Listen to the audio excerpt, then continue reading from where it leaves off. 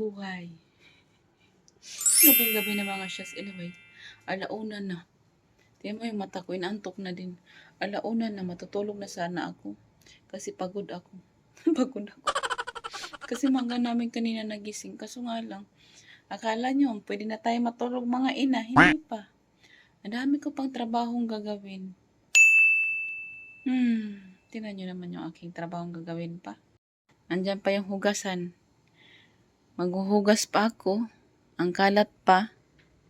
Daming kalat. Dito, pagdating dito, makalat din. May mga anik-anik pa sa sahig na kailangan iligpit ng bata. O, ayan. Hindi pa yun matatapos. Ayun, sa kanto. Sa kanto. Ay, Diyos ko, Lord. Yung inaantok ka na pero kailangan mo pang kumilos. So, maglinis muna ako mga shots kasi ayaw ko naman tong dat na ni Jowa pagdating galing work. Wala namang ibang gagawa kundi ako. Oh, wait. Bago pala ako maglinis. Isa lang ko muna yung aking labada dito kasi may labada ako. Nagpalit kasi ako ng sopa nung isang araw. Hindi ko pa nalabada. Update sa ating pantry dyan. Yung pantry natin na pornada, hindi ko pa nagawa. Ginamit ko kasi yung pera. Alam nyo na kung saan ko ginamit yung pera. Sabi ko maglalagay ako ng cabinet dyan. Pero don't worry, mangyayari din yan. Ako yung may control. Charot. O, kita mo. Yung anak ko nagsaing kanina. May daga ba ako nakita? Huwag naman sana. Ay, naku. Kagabi yung daga dito. Gusto nilang pumasok. Ngayon, hindi sila makapasok. Ang ginawa nila, kinakagat nila yung ceiling. Matatalino talaga itong mga daga na to kasi ang dami ng daga dito. Buti na nga lang ngayon, nagkaroon na ng tsura tong aking dirty kitchen. Kasi dati talaga tambak to. Buti na mo yung ginawa ng anak ko. Nagsaing daw siya. Oh, iniwan. Sino pa bang maglilinis dyan kundi ang ina? Ito yung labada ko na kailangan kong labahan ngayon. So, ang itsura ng aking dirty kitchen ngayon, medyo dirty pa rin. Kasi hindi pa nga natapos. So, itong mga to, kailangan ko yan siya. Kasi nga, gagamitin ko rin siya na maging shelves. Ilalagay ko siya dito. Diyan. Dalawa. Yung dalawa na yan na plywood, ilalagay ko siya dito. Para itong aking mga anik-anik ko dito, ilalagay ko dyan sa taas. Ngayon, itong aking sink, wala pa rin talaga yan siya tubig mga shots kasi kailangan ko rin i-connect doon. Di ko alam kung papagawaan ko ba talaga siya ng gripo as in yung tube. Ano ba tawag nun? Or kukuha na lang ako ng yung plastic na hose. I'm not sure. Naguguluhan pa rin ako kasi nga mayroon naman akong sa sink sa loob. So, di ko pa rin alam. Ang dami ko ng daldal mga shots no. Wala pa akong nagawa. Ito, yung aking iniligpit kasi ko kanina. Nagtupi ako habang pinapatulog ko sa Yana.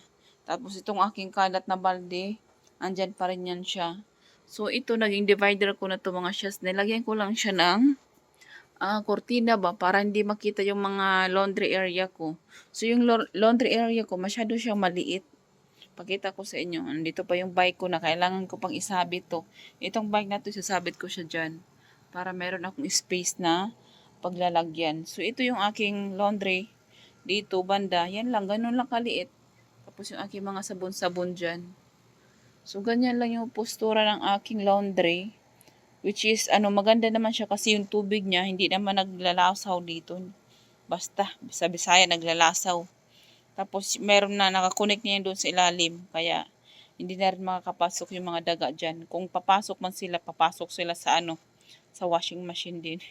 But I don't think magkakasya sila dyan. So, yan yung postura. Ngayon, maglalaba ako. Ilagay ko muna itong aking mga nagamitan ng mga sofa cover. Habang naglilinis ako, ito muna yung lalabahan ko ngayon. So, yung mga shit, isalang ko muna siya. Habang may ginagawa tayo sa loob, umiikot din tong aking labada.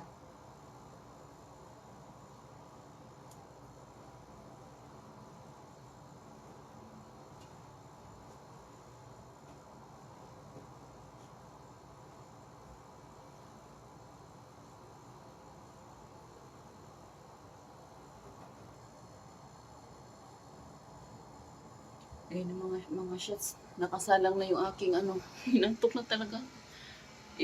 Pangalawang load ko na lang to kasi medyo hindi na siya magkakasya. So ngayon, maghuhugas na tayo ng plato. Ay, ano ba? Maghuhugas tayo ng... Tayo gawa ng ilaw sa likod. Hugas tayo ng plato muna. Madami kong trabahoin mga shots. Lagay ko na kayo dito. Yan. Dami kong tatrabahoin. Naantok na ako pero wala tayong choice. Kailangan natin kumilos kasi wala namang ibang kikilos dito kundi ako lang.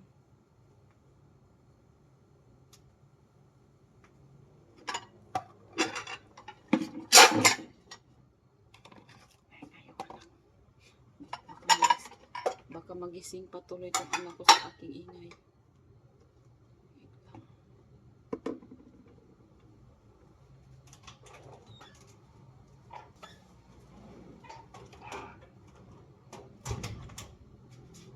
Sinaing pala. Nandito yung sinaing niya kanina. Yun yung kanin ko. Nagutom ako. Amoy biko siya.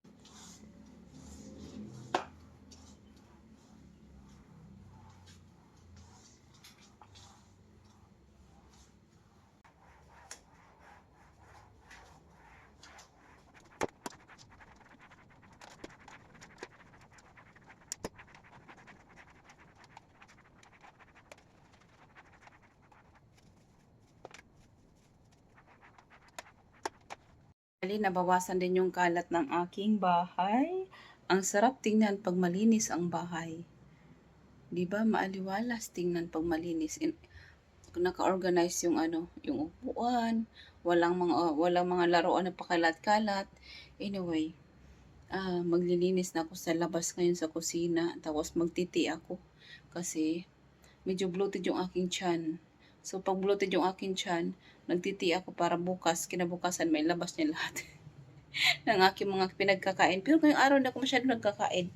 Anyway, medyo natuwa na ako sa aking tiles kasi medyo malinis na siya sa aking paningin kasi dati black kasi siya. Kahit sabihin mong nilinisan mo, ano pa rin siya maitim. Pakita ko sa inyo mga tsura, mga shots. Tsura niya, o di ba ang ganda. Ipapakita ko sa inyo yung old video ng aking ginawa. Ilalagay ko sa screen kung gaano siya kadumi. Kahit malinis siya, kahit minapan mo pa siya, pero yung grout niya is maitim pa rin. So, makikita mo talaga siya. Meron pa akong naiwan dito kasi nagkulang yung aking grout na nabili. So, meron pang natira dyan. At saka dito, itong part na yan dyan sa ilalim ng upuan, hindi ko pa yan siya nalagyan. Yung dito lang. So, bibili pa ako ng panibagong grout para malagyan ko yan dyan at saka yung sa kwarto namin. So, ganyan yung tsura niya pag wala siyang, alam mo yung pinagkaiba. Ito yung walang grout, ito yung nilagyan ko ng grout. So, may pagkakaiba naman talaga. Medyo malinis tingnan yung aking sahig pag ganito yung kulay. 'Di ba? Yan. O, 'di ba? Maganda tingnan. Malinis. So, yun lang. Flex ko lang yung aking gawa na pinagpaguran ko ng ilang days yun. Partially lang yung gawa ko dito kasi minsan ang daming ginagawa. Hindi ko natutuloy. Minsan tinatamad. So, hindi ko na natutuloy. At least ngayon natapos ko na siya hanggang dulo. And ito na lang yung part na to yung aking gagawin. So, anyway, magti muna ako mga shots. Painit muna ako ng tubig. And dito tayo sa labas ngayon. Sa kusina. Wait lang. Saan na yung aking, nandito yata sa ilalim. Ito ilalagay natin dito kasi taihan to ni Monty. Yan. Punta tayo sa ating likod. Linisin ko tong iniwanan ni Nicole na kalat dito. Yung washing ko patapos na din.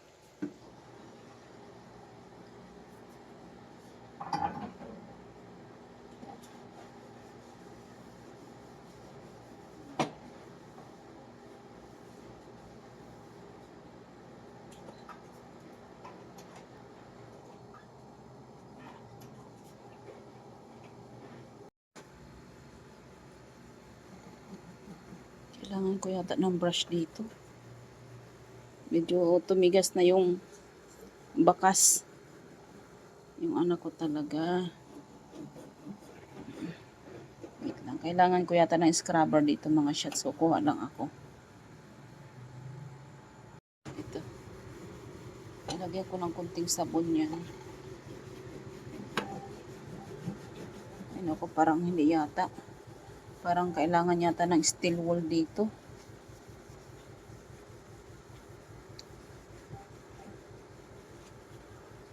Hindi siya matanggal itong part na to.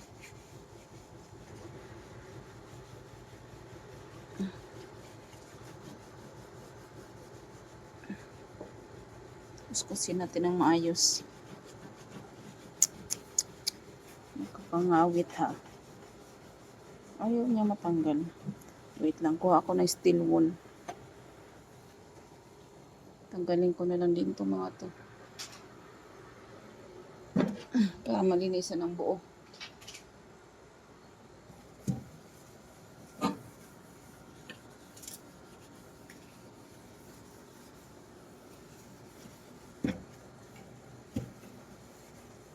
Maabutan ako ni jowa nito. Hindi pa matanggal. Siguro naman makuha na to. Buti naman.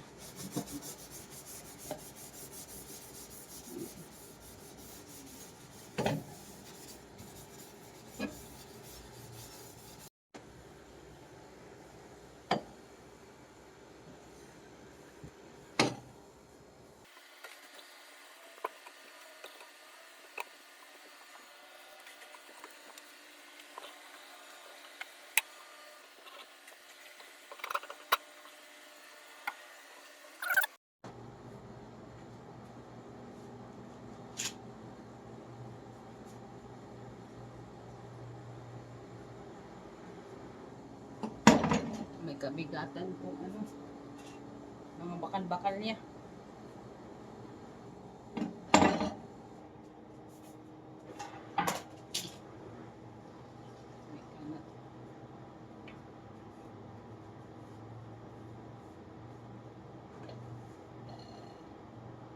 Kape muna tayo mga shots. Mag-tea pala. Tea muna tayo habang inaantay natin na matapos yung ating washing. So, yan.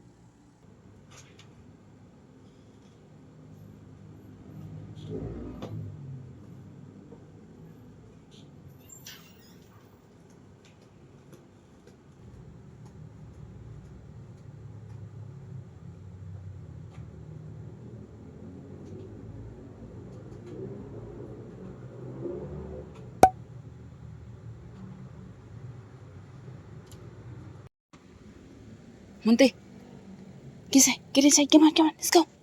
Get inside, come on. Kung papasaway ka din, come on, get inside. Diyos ko na yung marimar mo. Yan. Natapos na yung labada ko. Mag-tea muna tayo mga shots. Medyo okay na yung ang ingay ko. Nabigla ko yung pinto. Mag-tea muna tayo mga shots. Tapos na yung aking labada. Bukas naman yung iba. Mukha ni Monty. Tum na ang aking boss. Kain na siya. Anyway, bukas naman ako magtrabaho mga shots. Mag-ano muna ako. Patayin ko yung ilaw dito sa aking kusina. Ay, meron pa pala akong tutupiin. Tapos yung aking ito. Bukas na lang to pagising ko. Magmuni-muni muna ako. Mag-edit muna ako. Patayin ko muna yung aking ilaw. Madilim na. Pasok na tayo. May mumu. May mumu. Mag-inom muna ako ng aking tea. Ay, asa ba yung tea ko? Ay, nandun pala. Ba't nabunta yung tea ko dito? May ginawa palang kalukuhan kanina dito. Kaya nilagay ko dyan. Mag-tea muna tayo mga shots. And mag-i-edit tayo ng video. Kahit isa lang.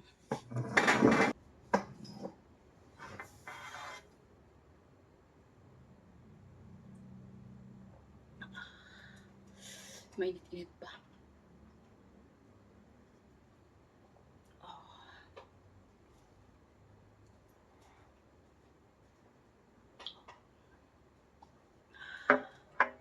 Ay, ang sarap. Doon tayo sa upuan para makapanood tayo ng TV.